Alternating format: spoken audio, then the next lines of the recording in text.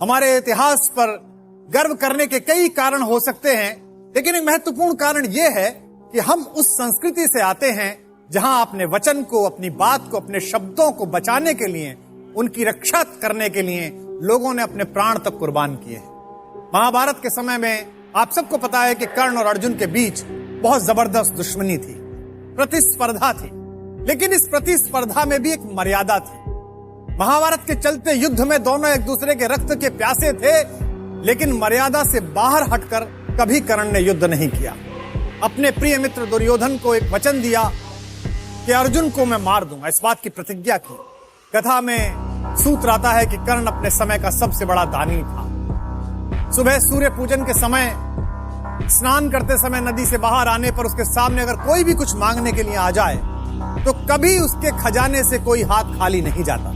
कुंती के मन में आइडिया आया, उन्होंने सोचा कि क्यों ना अपने बेटे कर्ण के पास जाएं और अपने सभी बेटों की रक्षा का वचन मांगे। इससे 6 के 6 बेटे बच जाएंगे और मेरी कोख धन्य रहेगी। जिस दिन कर्ण और अर्जुन का निर्णायक युद्ध होने वाला था, उससे ठीक एक रात पहले एक सफेद कपड़ों में ढकी हुई एक महिला कर्ण के द्वार पर पहुंची। अतिथि से भी कर्ण स्वयं बाहर लेने के लिए गए। देखा तो पांडवों की मां, हस्तिनापुर की महारानी कुंती। उन्होंने कहा कि रात्रि के इस समय मुझ जैसे एक सामान्य सैनिक के द्वार पर हस्तिनापुर की महारानी का आगमन।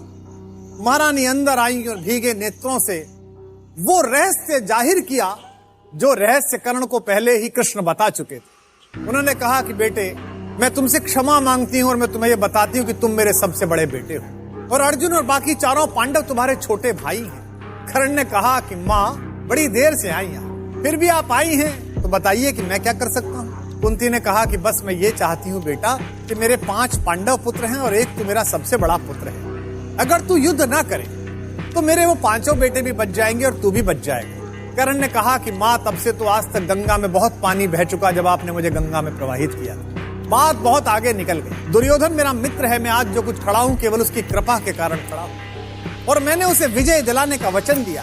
कुंती ने कहा, बेटा, पर मैंने तो सुना था कि तुम पृथ्वी के सबसे बड़े दानी हो। माँ की तरह नहीं, एक याचक की तरह तुम्हारे द्वार पर मैं तेरे दरवाजे से बिना भीख जा रहे।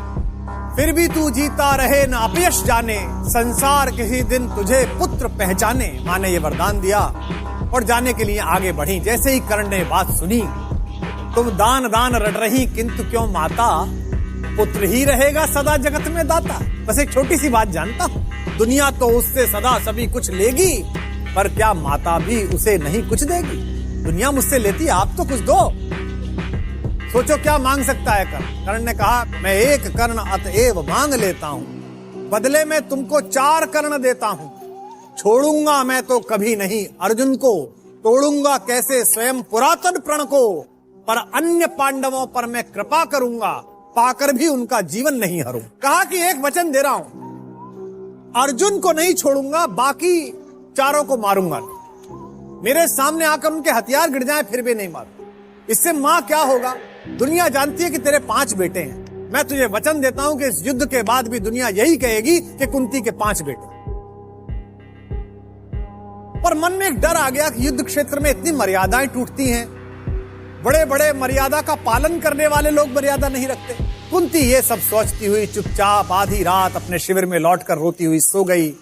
अगले दिन सूर्योदय के बाद भीषण युद्ध प्रारंभ हुआ। चारों भाई बार बार कर्ण के सामने पड़े और कर्ण ने हर बार उनको शस्त्र रहित करके छोड़ दिया कि जा। युधिष्ठिर के भाले गिर गए, भीम की गदा गिर गई। कर्ण के जो सारथी थे आप सब जानते हैं, जब युद्ध तय हुआ कि लड़ाई करनी और अर्जुन को हराना है, तो कर्ण ने यह कहा था कि अर्जुन को हरा दूं तू, पर अर्जुन के रथ का ड्राइवर बहुत अच्छा है। ड्राइवर कौन है? जो पूरी दुनिया का ड्राइवर है। तो मुझे भी एक अच्छा ड्राइवर दो, एक अच्छा रथ चालक दो, सारथी दो।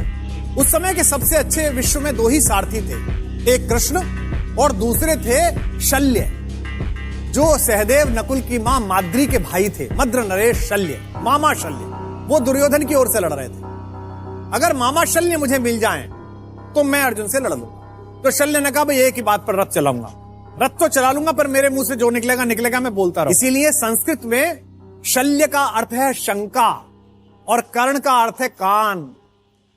जिसने कान में बार बार शंका डालकर पराजित किया वो शल्य है। शल्य ने पूछा कि कर्ण ये क्या कर रहा है भाई, इन चारों भाइयों को पकड़ा छोड़ क्यों दिया? अर्जुन से डरता है, ये भी तो तेरे शत्रु हैं। कर्ण ने मुस्कुराते हुए कहा, आप नहीं समझोगे मामा, ये जिंदगी सिर्फ जीत और हार के लिए नहीं है, बल्कि जिंदगी के बाद बहुत सारी चीजें हैं जिन्हें सत्य कहा जाता है। ये युद्ध तो 5 दिन का है, मैं तो जन्म जन्मांतर का युद्ध लड़ रहा हूं। इस युद्ध के भीषण क्षणों में भी मेरा ध्यान अपने सत्य और अपने वचन से नहीं हटा है।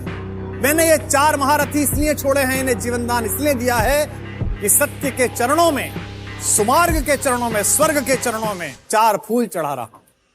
ये 4 फूल हैं मोल किन्हीं कातर नैनों के पानी के, ये 4 फूल हैं दान किसी प्रच्छन्न महाबलदानी के, ये 4 फूल मेरा अदृष्ट था हुआ कभी जिनका कामी, ये 4 फूल पाकर प्रसन्न हंसते होंगे अंतर्यामी। और इस तरह दुनिया के सबसे कीर्तिमान योद्धा और सबसे बड़े दानी ने अपनी मां को जो वचन दिया था दान का, उसे युद्ध भूमि में निभाया। जय पराजय को सामने देखकर और आने वाली मृत्यु को सामने देखकर भी जिस व्यक्ति ने अपने वचन का पालन किया, उसे ही दानवीर महाबली कर्ण कहा जाता है।